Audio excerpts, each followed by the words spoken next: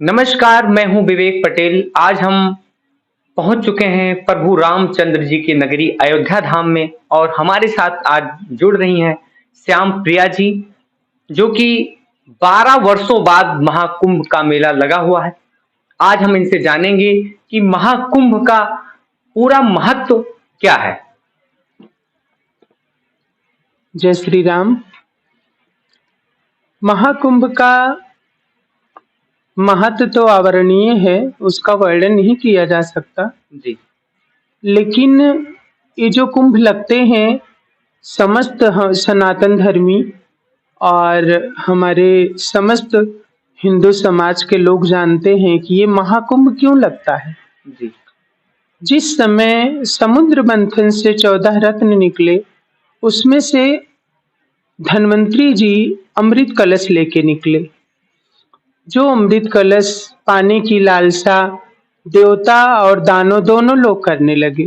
जी, और जब भगवान विष्णु को लगा कि अमृत को लेके ये लोग लड़ाई करने लगे, तो भगवान विष्णु श्री हरि मोहनी रूप बना करके उस कलश अमृत को लेकर के और देवताओं में वितरित किया। ये कथा तो सारे लोगों को पता है। लेकिन जिस समय धन्वंतरी जी कलश लेके निकले, तो दानव कलश को लेकर भागना चाहे, जिसकी वजह से धन्वंतरी जी अमृत कलश को लेकर के चले, तो वो 4 जगह छलका।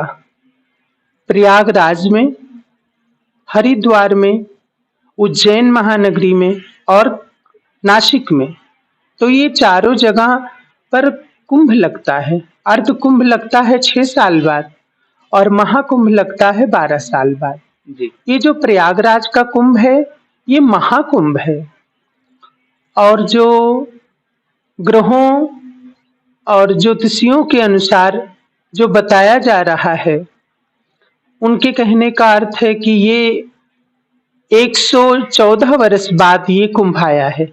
जी, अर्थात कुंभ तो आता ही है, महाकुंभ 12 साल बाद आता ही है। जी, लेकिन उस तिथि, उस काल और उस जैसे अभी माघ मास का जो महाकुंभ लग रहा है, जी, तो इस समय इस घड़ी में 114 साल बाद आया है। जी, तो समस्त सनातनियों को महाकुंभ जाना चाहिए, जी, स्नान करना चाहिए। और महाकुंभ स्नान, ध्यान और दर्शन के लिए ही जाना जाता है। जी, कुंभ में ऐसे ऐसे अदृश्य शक्तियां हैं जो हमें स्पर्श कर जाए तो हमारा जीवन शायद देव तुल्य बन जाए। जी, और इस महाकुंभ में ऐसे ऐसे दिव्य महापुरुष आते हैं, ऐसे ऐसे दिव्य आत्माएं आती हैं, जिनका दर्शन हम 100 वर्ष तक विचरण करें तो भी नहीं हो सकता। और वो बड़ी सरलता से हमारे किसी पुण्य की कृपा से, परमात्मा की दया से, सरलता से हमें वो दर्शन महाकुंभ में हो जाता है। जी, तो इसलिए समस्त सनातनियों को महाकुंभ में जाना चाहिए और जा करके वहां स्नान, ध्यान, दान इत्यादि करना चाहिए। इससे उनका जीवन बहुत विलक्षण बनता है और उनके जन्म जन्मांतर के पाप कटते हैं। और रही बात पाप और पुण्य की, जी, तो पुण्य वही है जो परमात्मा के मन भाए। हम सही क्या करते हैं ये हमको नहीं पता होता। जी, अगर हम कोई कर्म कर रहे हैं और वो परमात्मा की दृष्टि में सही है तो वही पुण्य है। अगर हम कोई ऐसा कर्म कर रहे हैं जो परमात्मा के, उस परम पिता परमात्मा की दृष्टि में गलत है, तो वही पाप है। जी, तो ये पाप पुण्य का चक्र तो असंख्य वर्षों से चलता आ रहा है और ये चलता रहेगा।